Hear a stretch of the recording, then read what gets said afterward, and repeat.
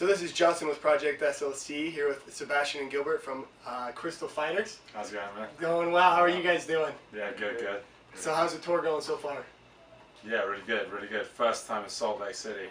First time ever? Yeah. Man, yeah, we passed by on the way last time. We were going the other way around. So what have you guys been doing since you got into town? Skating a little bit.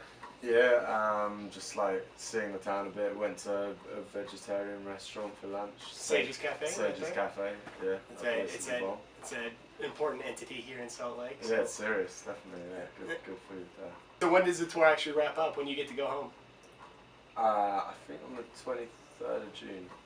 Yeah, back 25th. Yeah. And are you staying here in the States, or are you going over back to London or to Spain or wherever you guys are? Yeah, going back to London, then starting like the festival season in Europe starts like pretty soon.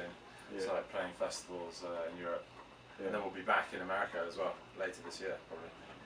We've got that one festival, we're doing Firefly Festival just before we leave this time in Dover, Delaware.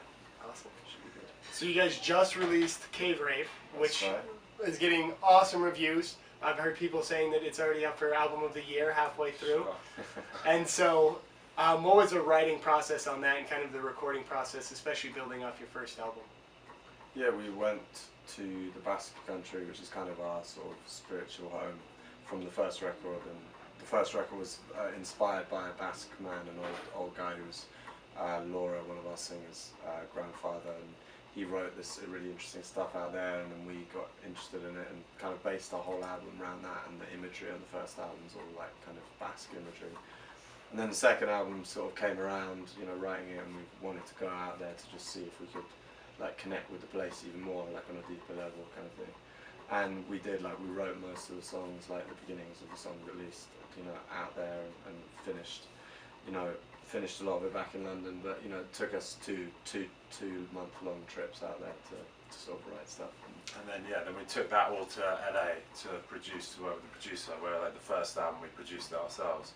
This album we worked with Justin Meldor Johnson, who's a famous bassist and producer, worked for M83 and Beck and 9 Inch Nails and Air.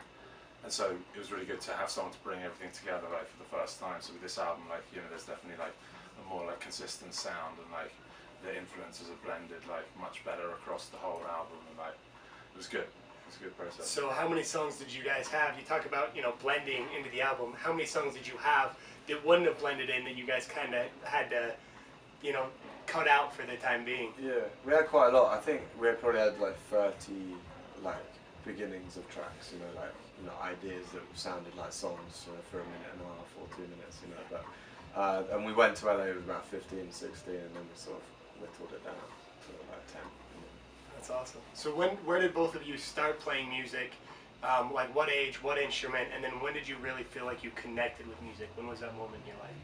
Yeah, like I don't know, I started playing maybe the piano when I was like maybe 7 or 8, and then the guitar when I was like 13. And then playing in some bands, actually some with Sebastian when we were like 15, 16. Yeah.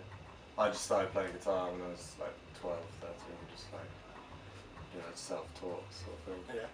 But we were all, I was at school with him, and all of our mates sort of played guitar or drums or whatever, so it was all just learning off each other. And it really came together like maybe like in 2007 or at the end of 2007 when we met Graham, the guitarist who's not here right now.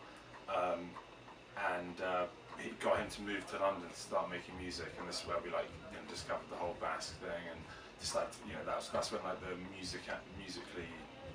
music sort of sparked at that time sort of thing, when we first discovered like these traditional instruments and like all this vibe and like going out together, stuff like that. Do you guys ever have moments where like you're playing a show, or like a certain moment where you look back and you're like, wow, we wrote this music that it was just what we wanted to do, and there's all of these people that appreciate it?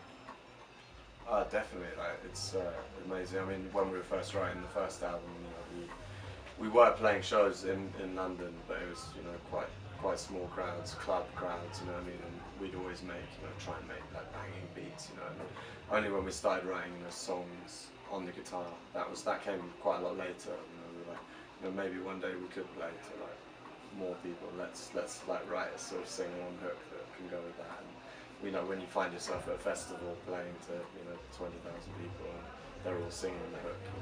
That's when it kind of comes together.